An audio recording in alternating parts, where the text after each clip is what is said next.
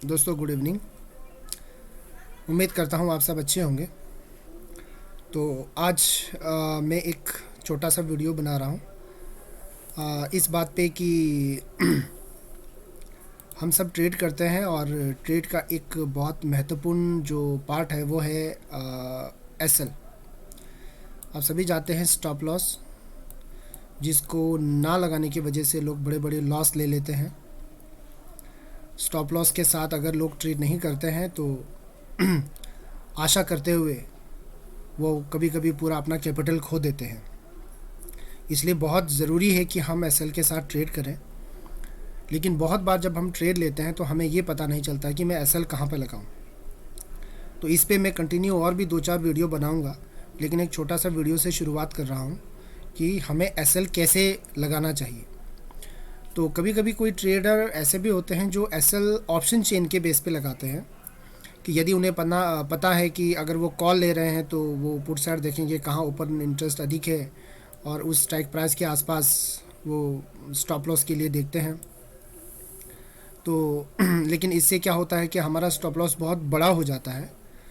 और बहुत बार ऐसा भी रहता है कि जब हम स्टॉप लॉस लगाते हैं तो स्टॉप लॉस का कोई रीज़न नहीं होता।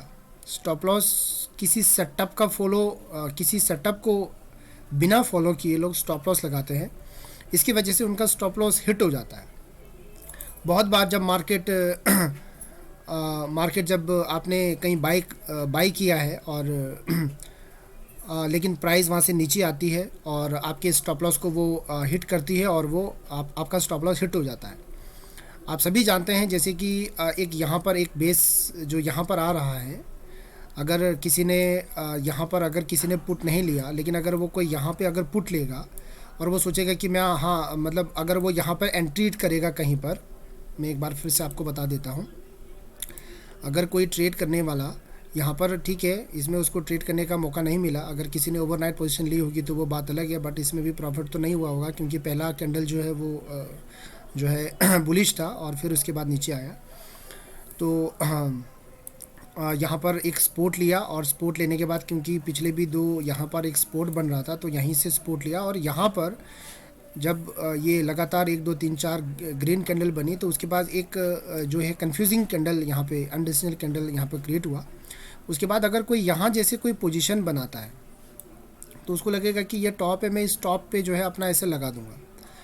तो यहाँ से प्राइस नीचे आया और फिर यहाँ से ऊपर जा रहा है। तो आप सभी जानते हैं कि मार्केट में जो हम जब कॉल बाय करते हैं या पुट बाय करते हैं तो उसमें प्रीमियम डिके रहता है। तो अगर प्राइस यहाँ पर आने के बाद अगर यहाँ तक भी आपको लग रहा है कि हाँ ये बैंक निफ्टी का चार्ट है तो बैंक निफ्टी में कैंडल यहाँ तक गई है, तो लेकिन टाइम डिके की वजह से वो आपका स्टॉप लॉस हिट हो जाता है।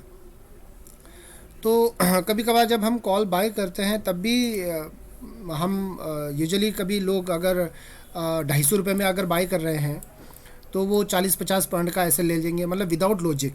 कोई उनका लॉजिक नहीं होता कि वो क्यों 40 पॉइंट का या फिर 30 पॉइंट्स का वो स्टॉप लॉस ले रहे हैं। कभी कभार 70 पॉइंट का भी स्टॉप लॉस ले लेते हैं, बट विदाउट लॉजिक। तो इसलिए मैं थोड़ा सा एक बताना चाहूँगा कि आपको स्टॉप लॉस कैसे लेना चाहिए। इसमें 2-4 वीडियो मैं कंटिन्यू आपके लिए बनाऊँगा, लेकिन मैं आपको यहाँ पर बता दूँ कि जब भी आप स्टॉप लॉस लेते हैं तो जैसे हम ये बैंक निफ्टी का चार्ट देख रहे हैं, तो बैंक निफ्टी का चार्ट ये है लगभग 2 मार्च का चार्ट है। मार्केट यहाँ से ओपन हुई और एक बुलिश कैंडल बनाया, लेकिन इसके हाई को ब्रेक नहीं कर पाए और मार्केट नीचे आ गए। तो यहाँ पर यदि हम पुट लेना चाहते हैं तो अगर हम कहीं पे बाय करते हैं, यहाँ पे बाय करते हैं, तो हम स्टॉप लॉस कहाँ पे लगाएं, क्योंकि हम पुट बाय कर रहे हैं। तो आपको सबसे पहले जो बैंक निफ्टी का चार्ट आपको देख रहे हैं उसके साथ साथ साथ में आपको कॉल या जो आप पुट बाय कर रहे हैं, यदि आप पुट बाय कर रहे हैं तो पुट का चार्ट को भी आपको देखना ज़रूरी है। तो ये भी 2 तारीख का चार्ट है, आप यहाँ पर देख सकते हैं, ये 2 तारीख का चार्ट है। तो 2 तारीख के चार्ट में अगर आप बैंक निफ्टी में अगर आप पुट बाय करना चाहते हैं तो उसके साथ साथ आपको पुट का प्राइस, ये मैंने यहाँ पर 40-500 का पुट लगाया हुआ है 2 तारीख का, ये 2 तारीख का ट्रेडिंग सेशन है। तो यहाँ पर आप देखते हैं कि अगर आपने यहाँ पर अगर आप कॉल बाय करते हैं, मतलब अगर आप बैंक निफ्टी के हिसाब से देखें तो यहाँ पर यदि आप पुट बाय करते हैं तो ये सेम वही कैंडल है यहाँ पर जो आप पुट बाय करेंगे यहाँ पर। तो यहाँ पर आपका एस एल कहाँ पर रहेगा, क्योंकि देखिए अगर यहाँ पर यदि यहाँ पर और यहाँ पर ये देखिए प्राइस पूरा टच हुआ है, तो इसलिए कभी भी अपने माइंड से यदि हम कोई सेटअप फॉलो नहीं कर रहे हैं और एक सिस्टमेटिक अगर हम एस एल नहीं लगा रहे हैं तो वो कभी भी काम नहीं करता है। तो हमारा जो एस एल है, एस एल लगाने का मतलब क्या होता है? एस एल लगाने का सीधा सा मतलब है कि एक बड़ा प्रॉफिट अर्न करना। और एस एल हम इसलिए लगाते हैं कि अगर बाय द वे मेरा लॉस होगा या मार्केट मेरे डायरेक्शन से उल्टा जाएगी तो मेरा कम से कम लॉस हो, इसलिए हम एस एल लगाते हैं। तो जब हम ट्रेड लेते हैं तो अगर 2 तारीख का हम ट्रेड ले रहे होते, अगर हम यहाँ पर पुट बाय कर रहे होते, तो पुट बाय करते समय अगर हम साथ में पुट का जो पुट का जो चार्ट है अगर हम उसको भी साथ में देख रहे हैं, तो मान लीजिए अगर यहाँ पर एक कॉल यहाँ पर आप पुट बाय करते और या फिर यहाँ पर अगर आप रिटेस्ट में यदि आप बाय करते पुट, तो आपका एस एल कहाँ होना चाहिए? तो आप देखते हैं कि इसका जो ये जो हाई ब्रेक किया है, ये जो हाई इसने, ये जो लो इसने लगाया है, या फिर यहाँ पर आप देखेंगे ये जो हाई इसने लगाया था ये टॉप पर, ये लगभग 40,955 का 55-56 का हाई इसने लगाया था। तो वही ये हाई यदि आप यहाँ पर गौर करेंगे तो ये हाई जो है आपको देखने में मिलेगा कि ये हाई लगभग यहाँ से अगर आप इसको मेजर करेंगे तो यहाँ से लगभग ये हाई हाँ, तो यहाँ पर ये हाई बन रहा है लगभग, यहाँ पर आप देख सकते हैं 190 रुपये के आसपास। तो अगर आप इस लेवल पे यदि आप ट्रेड लेते भी हैं यहाँ पर अगर आप ट्रेड लेते हैं, या फिर आप चलिए यहाँ पर रिटेस्ट में, अगर मान लो आपने रिटेस्ट में यहाँ पर ट्रेड लिया, तो ट्रेड प्राइस जो आपका बन रहा है वो लगभग आ रहा है ट्रेस प्राइस, या मान लीजिए आप 209 या 210 पे यदि आप ट्रेड लेते हैं, 210 या 215 में भी अगर आप ट्रेड लेते हैं यहाँ पर रिटेस्ट में, तो आपका एस एल बन रहा है लगभग 190 रुपये। तो 20 रुपये का एस एल आपका लग रहा है। और आप भी देखते हैं कि यहाँ पर यहाँ का एस एल आपने लगाया, इस लेवल का एस एल आपने लगाया है, तो प्राइस यहाँ पर आई, यहाँ पर थोड़ा सा बाउंस दिया और फिर रिटेस्ट किया और फिर यहाँ से ऊपर चले गया, राइट। तो जब भी आप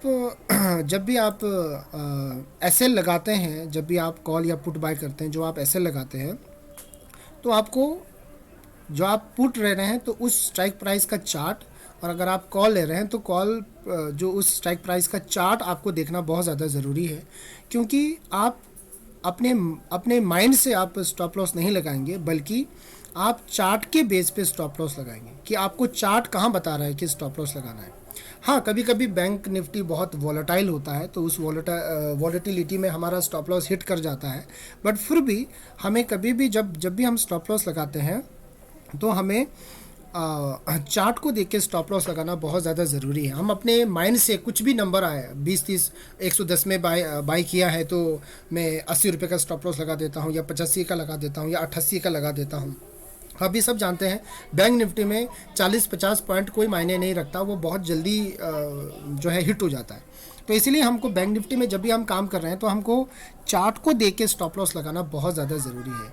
अगर आपको मैं एक और चार्ट भी दिखाऊं, जो कल के दिन का जो चार्ट था, मार्केट काफ़ी बुलिश रही, इसने बिल्कुल भी जहाँ से ओपन हुई वहीं से लगातार ये ऊपर जाते गए। हाँ, लास्ट में थोड़ा सा प्रॉफिट बुकिंग आया था, आप सब भी जानते हैं।